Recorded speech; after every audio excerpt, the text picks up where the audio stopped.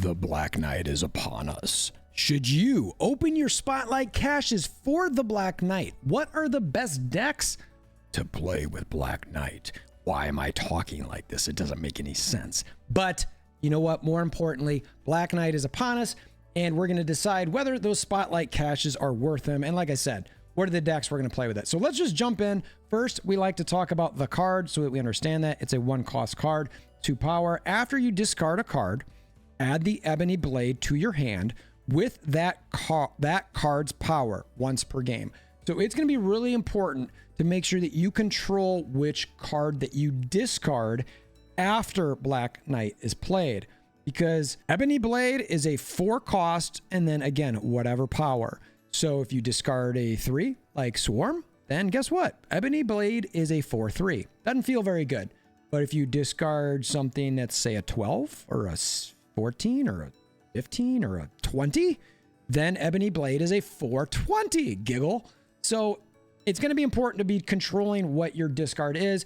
Obviously, Black Knight is going to be playing into those decks, I'd say a little bit more often, or maybe all the time compared to other decks. I don't necessarily see him being super flexible. There's going to be some certain pieces that you're going to want to have to combine with him. So that is going to be key. So we're going to start looking at some decks. Again, we always like to shout out Marvel's Snap Zone. They have a fantastic deck builder. I always want to give some credit where credit is due. It makes it really easy for me to make decks, copy them, and put them in game. So I would highly recommend using that. Check out links in the description below. The first one we've got up here is the Black Knight Hela Daze 420. Basically, it's a combination of the discard Hela with your Black Knight, trying to play into that a little bit. Now, I will say up front, Sif is going to be your biggest companion with Black Knight, because she is going to discard the highest cost card from your hand, making sure that that Ebony Blade gets the, I guess, highest potential power you can get. Now, I will say and acknowledge that, well, when she does that, if you have something like Death in hand, that means it's only going to be a 4/12. Well, if you got all these other 6s in hand, well, what if it discards Hela? It's a 4/6. Fair point. Fair point. This is maybe a little bit of a greedy deck. I think ideally, if possible, and maybe you might want to think about a blade too, so that way your blade, you know you're going to get the rightmost card, is that you want to discard the Infinite. I like the 420. That's what I want to get. But at the same time, you know what? The Hela discard game can be strong. So maybe you're getting a little greedy there. Discard the Infinite and then play the 420. Or you know what? Discard all of it with MODOK and then have Hela bring down 2 20s. You bring down the Infinite and the Ebony Blade. And that's really what I'm trying to play with here. I want to find a way to get multiple cards down, but at the same time, you want to try to make sure that you get other big cards so that, say you stack both of those in the same lane. Who cares if you win a lane by 40 points? You want to get points across the board, which anytime I talk about these decks, I like to talk about cards you want to bring in or out. The ones that I'd bring out would be Death, Morbius, because maybe you're not discarding that much, and then Crystal, even though I like Crystal a lot because she helps you draw that additional card. And then obviously Magic you want to get for that turn 7 to guarantee the Hela play. Invisible Woman helps hide that so that you can hold it late. The cards you'd want to bring in for this are that Living Tribunal, the Iron Man, and the Onslaught. Maybe you don't need Iron Man and Onslaught, but with the Living Tribunal, it makes the RNG of where these cards fall sort of go away. So I would definitely look at maybe ditching a Morbius for something like that. So that way you take that RNG, or maybe the Death out for something like that. Just again, to clean up your consistency a little bit. All right, the next deck we've got, I Get, You Lose. The idea here is that I'm basically going to discard things from my deck, and that's good for me. I'm also going to discard stuff from your deck, and that's bad for you. So I get and you lose. So we're going to lean into destroying our opponent's cards here a little bit. Obviously, Black Knight, again, 420, right? But I've also added in Apocalypse here because I've got Gambit here. And the way I'm looking at this is like, okay, well, Gambit allows me to continue to keep hitting APOC later in the game. Now, there is the risk that if you do the Sif, that it could hit APOC or Infinite. So, you know, you got to be a little bit careful with that. Maybe there's a little bit better synergy for ways to do this. Maybe we want to bring in a Dracula to make sure that at the end of the game, we get that APOC if it is hit. Definitely a possibility. But that's sort of the direction I'm going here. And then I've got Black Bolt and Silver Samurai because I want to take stuff away from my opponents. Right now, Silver Samurai, you're looking to take out that swarm, right? Silver Samurai discards the lowest power card from each hand. Now, hopefully it's a swarm. So hold on to your swarms, right? You're sitting on those. So that way, when that happens, you know, you're not taking any of those other cards. Now, it leans having that swarm quite a bit. So, you know, again, maybe you want to put in like an X23 or something along those lines. And then we've got Wong and Mystique because we want to double some of these things up, right? So if we've got swarms and we've got Silver Samurai doubling that up, okay, cool story. That's fine. Which, again, if we're doing a lot of discarding, maybe Morbius is a good option in here. But I love it because also of Gambit. I start just plucking things off the board for my opponent. And I've got APOC, I've got swarms in hand to take those away. I've also got Black Bolt to discard something from my opponent. Well, that means I've got Stature. I'm going to play a 1/6 potentially late, which is great. I love it. I'm never planning on playing Infinite, so I don't have to worry about skipping turn 5 ever. No big deal. I've also got Ghost Rider here because if I am taking my Lady Sif, discarding my Infinite, well, okay, I want to play my Ghost Rider on 4. Maybe I play my Ebony Blade on 5 or 6. You know, it's like on 6, I play Ebony Blade with maybe Stature, you know, and maybe I play something before that. I don't know. It's something to sort of think about where you're taking cards away from your opponent. Anytime you discard something in your hand, it feels good. And I think the Mystique and Wong might be greedy. When I'm looking at those are the first ones I take out. And then if I add something, I'm looking at maybe the Morbius and Black Cat type situation. That's what I'm looking at with this one in the I get, you lose. Next version here, or next deck type, we've got Black Knight General Discard. So I wanted to go more of a traditional discard route. Obviously, again, Black Knight, the Infinite. I'm 420 in this all day long. I mentioned Blade earlier. Blade can certainly be thrown in any of these decks with some controlled discard at this point. I've got X23 in here, mainly for the Colleen Wing in case I don't get anything, but this could be replaced as well. I don't love discarding either Wolverine or X23 for a 1 use. I just don't like it that much. I don't know. I've got it in there for now. Swarm is really the card you want to hit. Obviously, Morbius is going to get what he's going to get from all the discarding. And then we don't have anything for our friend MODOK, right? Typically, that's something that we want to try to do on 5. So I would honestly probably, as I'm sitting here, I'm going to actually change this on the fly. MODOK needs to be in here over X23. That's my opinion. I think we need to do this. Sometimes this is how life works. Somehow content works. Is I want MODOK over X23. It's better.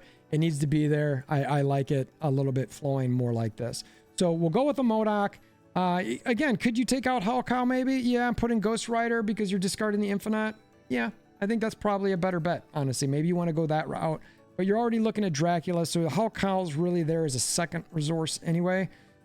Resource. It's a backup, basically, is what I'm saying. I don't speak English good. If you've watched my channel by now, you know that. So I'm not going to apologize. If I already did, I take it back. The ins and the outs for this one, like I said, Hellcow, go away. America Chavez, I said technically, but gosh, that just, I mean, I don't know. You kind of like to know what that last card is because if it's, you know, if you pull, I don't know, Black Knight or Blade that last turn and you've already got Dracula on the board, that feels bad. So the ins you could put in there, Silver Samurai. Anytime I've got MODOK, I love docking because that means I know that that one card's going to go away. I really like that. That way I know my docking's going to double up. Something to think about, but I think general discard, something along these lines, in any, honestly, discard shell foundation piece you could throw in there. And that's the point of a lot of these is I want to give you like a foundation for you to build a deck with. You know, I go through here, I look at some stuff. I'm like, this is what I'd like to do. This is what I want to see if the synergy works. And then I hope that it can be something for you that you're like, all right, I like this piece and that piece, but not that one and this one, because everyone's play style is different anyway. So hopefully that's, you know, help leading you down the path a little bit. So last but not least, I went a little bit different route on the last one. Zabu Knight, I'm calling it. We could have called it Zabu Black Knight, but I don't know. Zabu Knight. So we are combining a little bit of discard with Zabu, which means I'm leaning into my 4s. So Black Knight, again, I've got the Infinite, and I've also got Lady Sif. That's it. Period. I want it. I'm getting greedy with Ghost Rider and Lady Sif because I discard this, I play this, right? So 3, 4, and you want to play a 5 card on, I mean, really, you hope to have Zabu, right? So it's 1, 2, 3, 4. It's a 3. I guess you could play Korg. And then on 5, you've got options. And then 6, you can play, you know, a couple of these, right? So that's what I'm looking for here, and I really like it. Luke Cage doesn't need to be here. He's one of the flex cards that you could take out. I have him here because of the man thing. You don't want to hurt your own cards, but play your man thing smarter. Play in a lane where you're not going to have something like that, and I think it's going to be fine. But then again, if you're playing Ghost Rider in the Infinite one lane, and you're playing your Ebony Blade in another, that's, you know, you've got 20 plus points in 2 lanes. You're probably not going to play man thing in there. Maybe you will, maybe you won't. I don't know. But anyway, I wanted to lean in on the man thing with the 4s and the Zabu. It's definitely a potential out. Same thing with Shang. Shang's not really around a lot now, but I have a feeling he's going to make a resurgence with Black Knight. Shadow King, I think you're going to see all over the place, which again, Luke Cage really works with that pretty well, because that Black Knight, or I'm sorry, the Ebony Blade from the Black Knight, if it gets Shadow King, it goes back down to 4-0. That hurts. So Luke Cage makes that, I think, not change. It shouldn't make a change, I would think. I mean, unless it's reading that it's original card. It shouldn't. It should be fine. So I like this a lot. Stuff that I would think about bringing in is Black Widow. That helps with the Darkhawk a little bit. And now that it's a -1, is frankly a little bit of a helpful card. And then the other one would maybe be Absorbing Man. You could Shang off of that. Not really Lady Sif. I mean, and that's the only discard, but you could copy the Korg. You could copy the Rock Slide. That's pretty much it. So I think I like the Black Widow a little bit more, but you could bring either of those in. And I honestly, I like this one a lot. I think I'm going to start with this one. Between all of these, you know, I think if I can find that one, if I had Living Tribunal, I'd probably try the Hela versions, but I actually don't have Living Tribunal, believe it or not. I think I'm going to try this one as well first between these two. I like those two the best. The general discard, maybe. We'll see. But these two are the ones that I'm personally going to try to tinker with the most on night number 1. Now, I like to talk about biggest keys for the card before getting on to whether you should pull or not. For me, I mentioned it in this last deck. Hide from Shadow King, hide from Shang for your Ebony Blade. You want to make sure that Ebony Blade is not quickly and easily taken out. So don't play it on 4 unless you have to. Unless you've got a play that you're going to play on 5 and 6 that will probably still make you win the game. If your Ebony Blade gets either Shadow King or Shang Chide, then I think that's fine. But you want to try to hide that Ebony Blade as much as possible, because this card, while it's not as the Black Knight card, while it's not as versatile as some of the other ones we've seen and we're going to be getting soon, I do like the power potential out of it, which I like a lot. So now, should you open your spotlights? All right, let's jump to our tier list. Spotlight Cash tier list that I put out the other day. I've got Black Knight in Solid currently. Now, do I want to leave him there? Honestly, I've been torn between Solid and Good Niche. How is this not a good niche? That's a fair point. I might drop it down.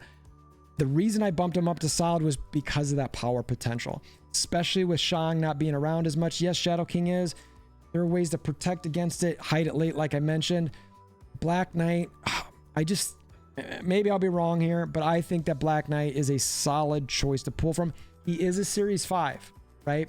Now, if you're somebody who's limited in the amount of Spotlight Caches that you have, I could easily see you drop, and you don't like any discard play, I could see this dropping down to easy skip. Straight up, no problem. Don't tell me that you really love me forever. I'm sorry. I cannot help myself. I can, but I don't want to. So you could definitely move him down, right? So you could put him in the easy skip and it wouldn't be a big deal at all. I wouldn't fault you for that. Like I said, the power potential, having in Solid, that's why I've got him there.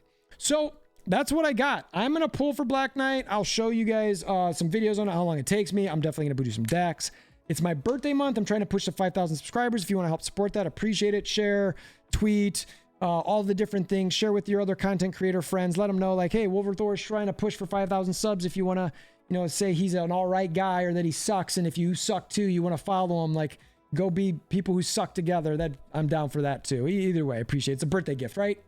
I love it. So anyway, I appreciate you making it this far. If you want to share with aunts, uncles, nieces, nephews, until next time, I hope you have a wonderful day.